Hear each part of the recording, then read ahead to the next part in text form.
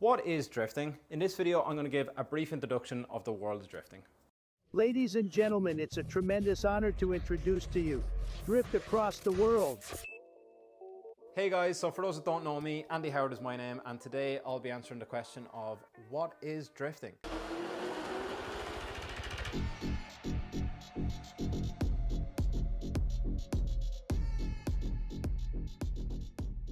So let's get straight into it. I'll try to explain this in the simplest form that I know. So at its core, drifting is a driving technique where a driver will intentionally or almost purposely put the car out of control or lose traction to the back end of the car. Unlike any other motorsport, the emphasis isn't on racing or speed as such. It's more down to car control, style and precision driving. Many of you have reached out and asked, how do you even drift a car? So I'll try to explain this in a real simple form. So first of all, you need a rear wheel drive car. After that, both rear wheels need to spin at the same time. There's three main ways to start drifting, or to start the drift, or in drifting it's called to initiate the drift. So if your corner is going this way, to start your initiation or to start drifting, the first way is called a power slide. So if your corner is this way, you're coming into the corner, you're turning the corner, and then you put your foot flat on the gas, you create more power, and the more power goes to the rear wheels, which lose traction. So if you're turning into the corner, put your foot down, you lose traction, and then you're counter steering into the corner. That's one. Second way is probably the easiest way, is using your handbrake. So if you're coming into a corner, the corner is this way again, you're turning into the corner, you put your foot on the clutch, you reef up the handbrake, it locks both wheels at the rear, and then you're over rotating again. So as soon as you turn, handbrake, rotate, and then counter steer. Third way is weight transfer. So you can do a weight transfer into a corner. So again, if your corner is this way, the idea is that you're shifting all the way to one side. So you're going to turn this way. So all the weight is now going this way. And then when you turn into the corner, that weight then transfers over. So if you're turning in, that weight goes this way, and then you flick it, and all the weight comes this way. So basically the car almost fishtails around the corner. That one's kind of hard to explain. There are two main forms of drifting. There's the fun side and then the competitive side. So on the fun side, you can go to like a track day where it'll just be an open day for drifting. You bring your drift car and you have fun with your mates. So whether it's learning drift, just seat time, whether you're practicing for competition, or just out there for complete fun. So you will go into corners, you will link the whole track and you will have a great time. Or the competitive side. So what is competitive drifting?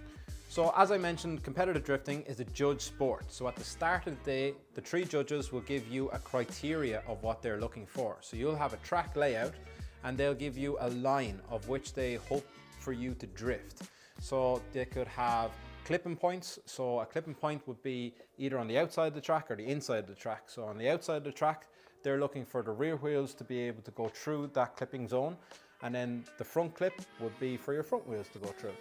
So the idea is they mark you out of 100. You have 2 runs. That's all you get is 2 runs and they'll score you out of 100. So the idea would be you start off on a score of 100. So everyone at the start of the run is on 100 and they'll deduct points for either not being in the clipping zones, not being on the line, not throwing style, if you use the handbrake, not using the handbrake. There's loads of different criteria to it, but they'll all say what they're looking for at the start of the day.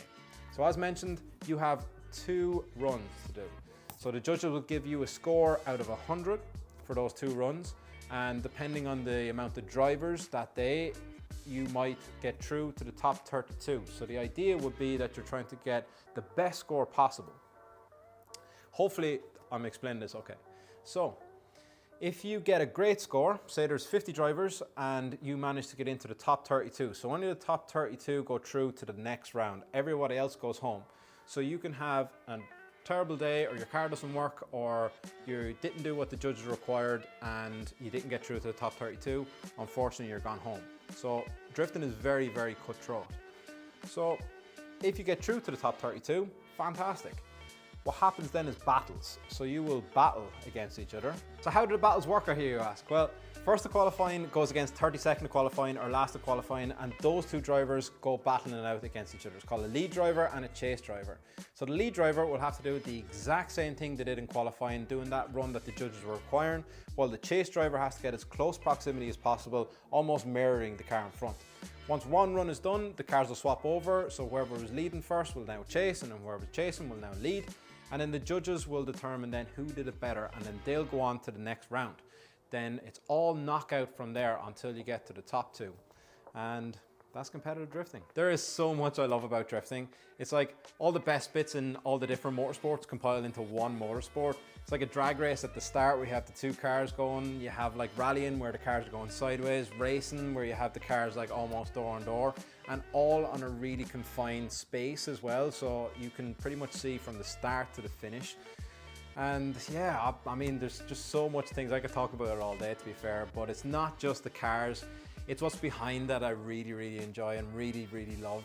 That it's the people, it's the culture, it's everyone's passion to improve not only themselves, but the cars to push boundaries, the camaraderie.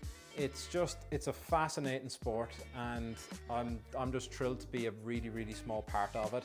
And yeah, so there you have it. Hopefully I've answered the question of what is drifting, or give you a brief introduction of the world of drifting. I'm really passionate about drifting, and I'm just so privileged and proud to spend the majority of my time doing something drift related. I want to bring drifting on the global scale where more and more people understand it and want to get involved in it. So if anyone has any drift related questions or any questions at all, just write them in the comments and I'll see them and I'll reply to all of them.